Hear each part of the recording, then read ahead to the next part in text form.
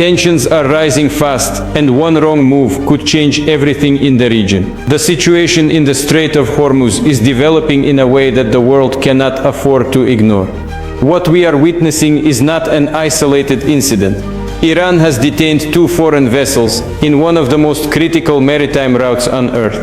Tehran claims these ships violated international navigation rules and posed a threat to regional stability.